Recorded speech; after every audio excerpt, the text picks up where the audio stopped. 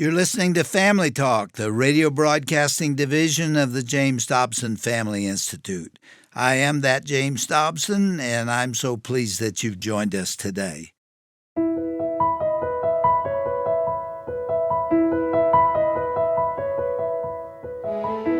Well, welcome to another edition of Dr. James Dobson's Family Talk, the broadcast ministry of the Dr. James Dobson Family Institute.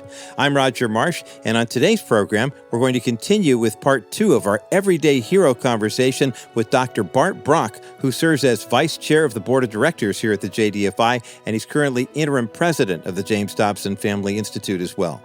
On the last edition of Family Talk, Bart shared his journey from corporate America to academia. But on today's program, we're going to hear about his profound experience with grief after losing his first wife, Mary, following what was supposed to be a routine surgical procedure. Bart has written a book about his journey called The Widower's Night, A Journey from Death to Life, which chronicles what he calls guttural grief and the biblical principles that carried him through. Now, if you're walking through the pain of losing a spouse or facing another devastating loss right now, Bart's story offers powerful insights about leaning on Scripture, trusting God's faithfulness, and eventually finding renewal. His testimony reminds us that even in our darkest valleys, God is still writing our story. So let's join Gary Bauer, our Senior Vice President of Public Policy here at the JDFI, for part 2 of our conversation with Dr. Bart Brock. Well, welcome back to Family Talk. This is our second show with our everyday hero, Bart Brock. We had a great conversation yesterday, and I don't want to run out of time again, so let's just dive right into it, Bart. Great. In all of this, Bart, when did you all become aware of Mary's medical issue and then what ended up being the surgery that was supposed to be routine but ended up being a shocking moment? When we learned, it was probably about 5 years prior to that she had had rheumatic fever as a child. She didn't even know that she had rheumatic fever. They happened to discover the damage and told her, this happened to you when you were a child. And they said at some time you will have to have the mitral valve replaced and put in an artificial valve, but it's very common, it's very routine, it's not time to do it now, we will do it later in time. So we progressed and she had her appointments and we knew that at some point that would happen. But while we were in Wisconsin, and this is the amazing part when I look at it, even though it was a very, very dark time, that 2 years, she only lived 2 years after we made the change from corporate to academia. But that 2 years, I was not flying all over the world. I was at home. I had steady hours. I was home at night.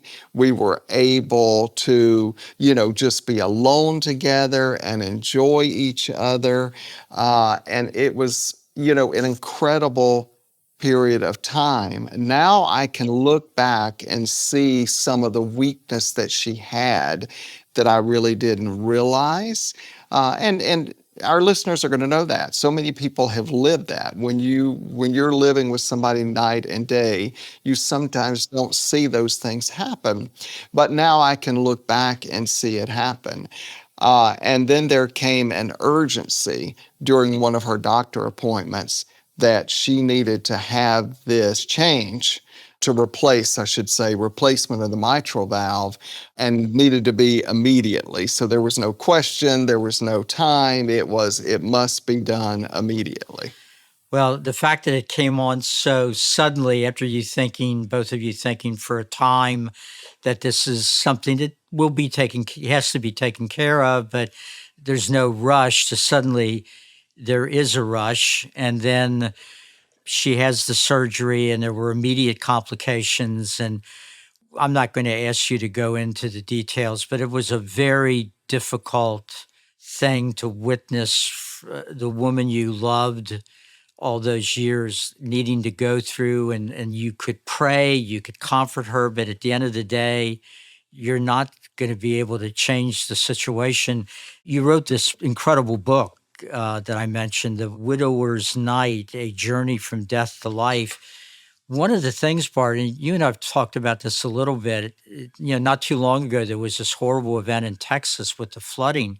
Yes. When we lose loved ones, there is a temptation to be angry at God. But one of the things we have to focus on is they are with the Lord and the suffering's ended. No more weeping. So she's gone home, and it's left to you and us as we lose loved ones to have to process that and deal with that. And your book is the journey of you dealing with that and what you called, and the phrase is powerful, guttural grief. So I'd like you to describe what you mean by that, but also, was there ever a period here where you were just angry at God that he had taken the woman you love away from you? I didn't experience anger, or I don't recall experiencing anger, but that was because, again, Dr. Dobson had written a book, When God Doesn't Make Sense, and he had already taught me those things. So I knew that that was a real danger. So I just chose to look at it, and I remember praying early on, Lord, I'm not going to ask you why, but I am going to thank you for sharing your treasure, because she was your treasure that you shared with me for this period of time. And now you have taken your treasure back to heaven. So she was not mine in that way. She was your child. She was your servant, and she's your treasure that you shared with me. And I wish I had treasured more. You come with lots of regrets and things that you think about, but that helped me a lot. But this phrase guttural grief came to me because, at this stage of life, Mary and I had lost unborn children. We had lost siblings. We had lost parents. And, I really thought I knew what grief was, but I really didn't know this level of grief. And I'm not trying to say that one grief is greater than another grief, but I'm just saying for every person, it might be a grandparent, it might be a friend, it might be a spouse, but whoever has that deep connection with you. And we had that deep connection. And so when it was gone, it was grief like I had never experienced before. And I turned to the Word because that was my only place to go. Now, I have to tell you, it took a while. I had to live off of memorized scriptures for at least 6 months because I could not read. And here I was a professor, and I could not read and comprehend a paragraph because it affected my mind so greatly, affected many physical things. And so I realized there are different levels of grief. There really are. And this was one that was beyond anything I had ever experienced. Well, reading the book, I mean, I could almost feel it, Bart, in the written word.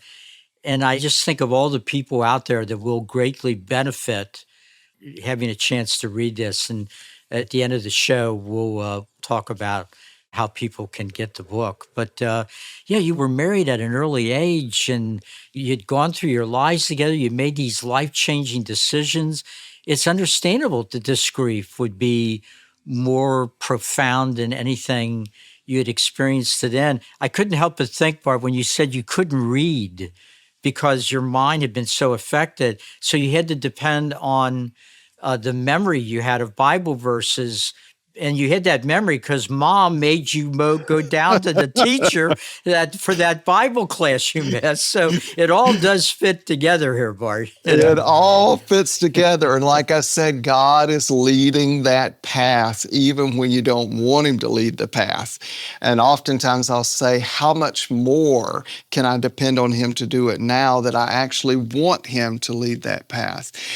Gary, you mentioned a few moments ago about for the person that's gone, they're in a much better place. But this time in life really taught me more, a different perspective on the 23rd Psalm. And I talk about it a bit in the book. But when David says, though I walk through the valley of the shadow of death, And so often we think about that, the person that's going into death. But I see it now as the person that's living with the aftermath of death, because that shadow lingers. It lingers, and you live in a shadow. And I talk in the book about things as a journey, because it is a journey going from death back to life. And it wasn't always easy. There was probably a year and a half that every night I prayed, Lord, please don't let me wake up. Please don't let me wake up, because it was so tough. But every day He did let me wake up. I admire you, Bart. You're open enough to say that your grief was so deep that you literally wanted God to take you off planet Earth. A lot of people would be embarrassed to admit that, but there's nothing embarrassing about it. This is the love of your life, and it's much too young, so it had to be an unbelievably trying experience. And your heart is in every page of the book. It really is. And I actually, when I was thinking about it, reading it, I thought, it's a good book for a husband and wife to read together while they still can, and talk about, how they want each other to deal with the grief when one of them goes on to be with the Lord before the other. I'm not sure. I think I might have been with you and Janine when you first met each other at another Dobson event. And I think there was a lunch or a dinner, and one of our coworkers mentioned that there were a couple of people that had joined us, and among them were two people. One had lost a husband, and another that had lost a wife, and everybody kind of joked about it. Oh, well, maybe they'll find each other today, and it ends up that if I've got that correctly, I think that was the first time you met Janine. Is that right? Absolutely, and I think back and I remember that day quite well, because there's not many people that can say Dr. Dobson was their matchmaker. But he really was the matchmaker. It was because of his conference. And I remember, it was several months, many months later, he finally said, why don't you two just go ahead and get married? Because it's time now. But the thing, Gary, that you talked about is that once you have gone through this widower experience, and that was a defined period, and I hated that word. I hated being defined that way, but sooner or later I had to accept it.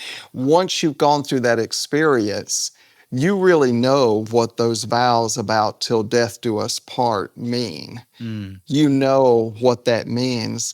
And it can be very overwhelming to think, am I going to do this again? Because somebody is likely to go first. So one of us, especially with both of us having been widowed before, one of us is likely to experience that again. And so that was a big conversation that we had before we made this choice. And I'm so glad we did. And we're wonderfully happy. And I'll talk about Janine, who I call the Cuban hurricane. And so I will explain that. Apt description for Janine. So it was just amazing, because we met at that dinner, and how open. It had been a shorter time for her than for me, and how open she was.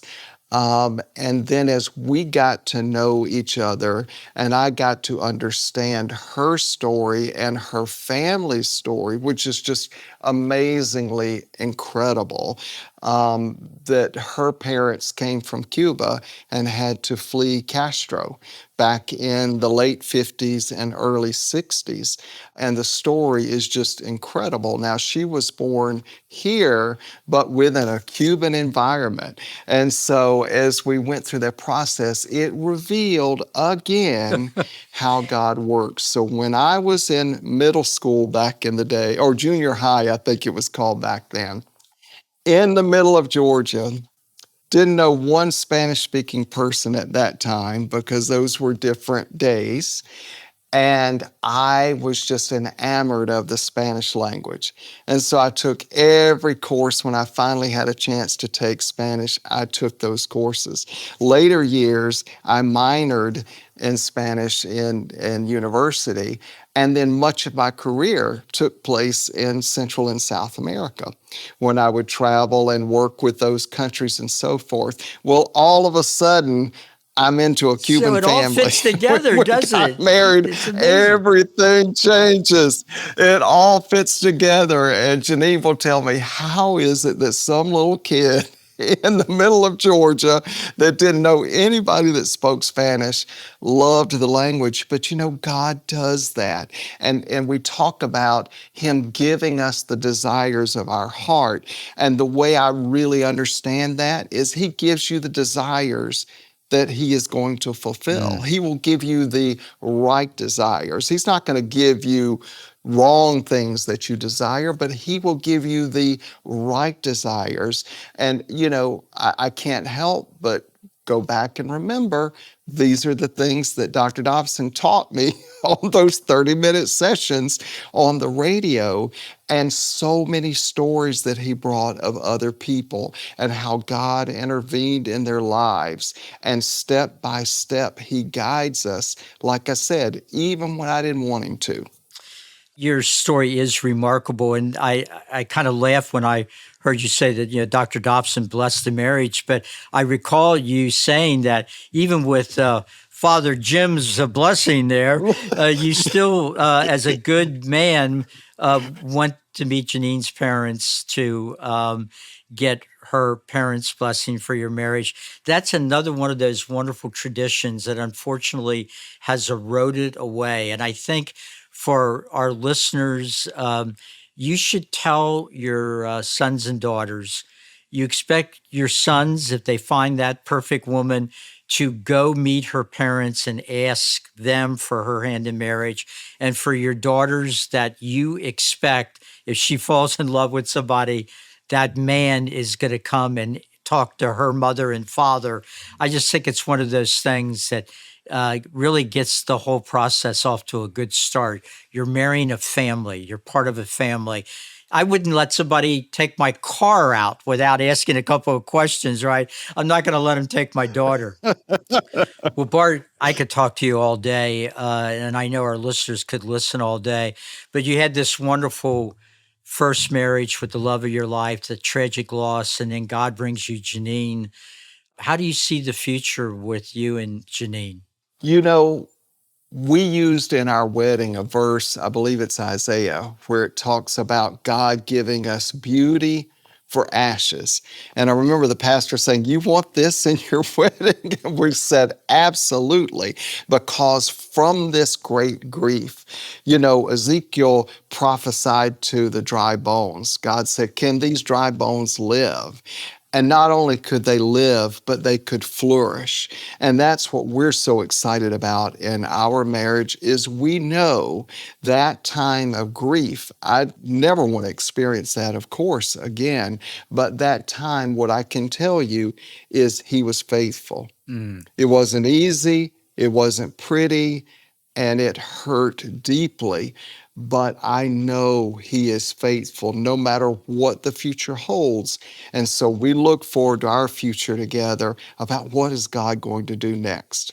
Bart, quite frankly, I do not know how people that don't have a foundational belief in the Creator, I don't know how they deal with grief that comes into all of our lives and tragedy and all the rest of it. It's a world with a lot of things, and the only thing that you can look forward to is eternal life in the world that has been prepared for us when this one is over.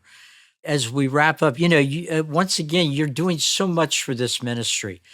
I've often thought if we get to heaven and somebody says, okay, everybody that's been affected by James Dobson and his ministries, please go into that line. That multitude is going to be unbelievable. And I know you feel that this great ministry and his work over the years has a great future, which is why you've been willing to devote so much time and energy to making sure that we preserve this legacy and help him as he continues to do the work that he loves. How do you see that future? Because we've got a lot of people listening. They're part of our family and they're loyal supporters, and we need him today just as we always have. And Gary, it is such an honor, and I don't say that flippantly. It truly is an honor, and anything I can do, working night and day, pales in comparison to the work that has already been done by this ministry. But I really do believe in this, what I call a dynamic legacy. It's living. It Yes. doesn't end, because I see so many people. There are more people today that are going through experiences like I lived. It was relatively rare in that time. Now it's the norm, right? And the hurts and the pains and the wounds are becoming the norm. And if people don't know they have a way, how can they hear, right, unless the gospel is preached? And the thing about this ministry is it comes into the heart, and it takes those biblical principles, and it's not using them to condemn people, because we know Jesus didn't come to condemn people. He came to save people. And he came and loved them so much that he wrapped himself in flesh. He constrained himself to live a life like we live, and then allowed that life to be sacrificed, all so that we could be reconciled with him. Now we have to come to him and we have to accept it. He's already done that work. And the thing that I love is the work of Dr. Dobson always emphasizes that, and it makes it accessible to people. It makes it accessible in a way that they can see it in their daily life. It's not just a sermon on Sunday. It's not, Yes. just going to church. It's not sitting in a pew. I did all of that in my early life, and it gave me a great foundation, but it was not enough. When reality hit, it wasn't enough. I needed someone to teach me what it meant to live biblically. And as Dr. Dobson did that, anecdote by anecdote, story by story, it gradually became part of who I am. And I just want to ensure that that resource, that wisdom, that ministry is out there for as many people as we can possibly touch. Well, beautifully said, Bart, and that's what our team is dedicated to, and we're grateful that we've been blessed with having somebody come alongside that has the skills that you do, can make tough decisions and wise decisions, and we all believe that great days are ahead for the James Dobson Family Institute and Dr. Dobson and Shirley's legacy. It's been great to spend this time with you, Bart. I think you've made a lot of new friends for the ministry. I'm looking forward to the feedback we're going to get. Folks, thanks for being here with Family Talk. Tune in every chance you get. We've got a lot of great shows coming up. We think our every day is a great show, but our regular shows and then these Everyday Heroes series, we're getting great feedback about them, and we hope you'll join us to hear great stories about how God has used followers of Him to make a difference in our world. God bless you all. We'll see you again soon.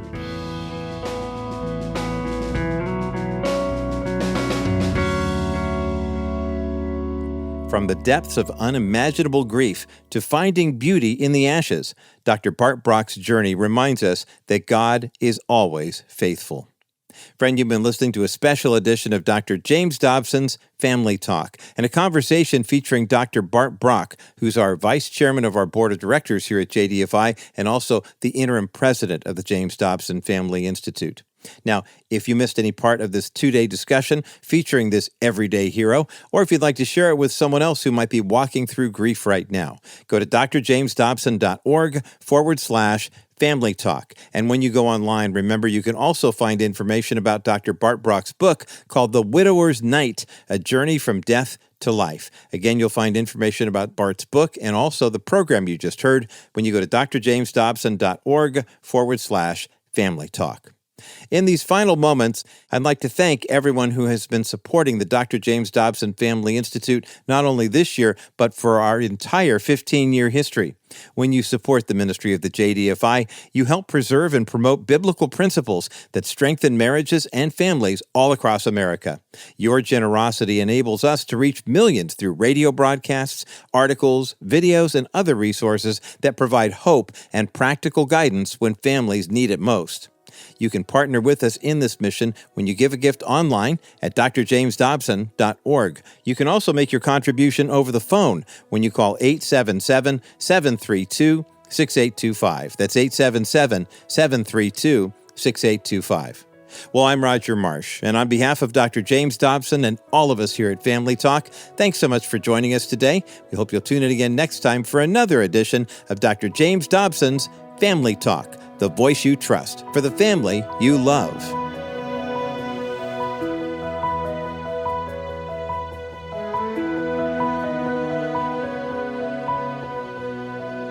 This has been a presentation of the Dr. James Dobson Family Institute.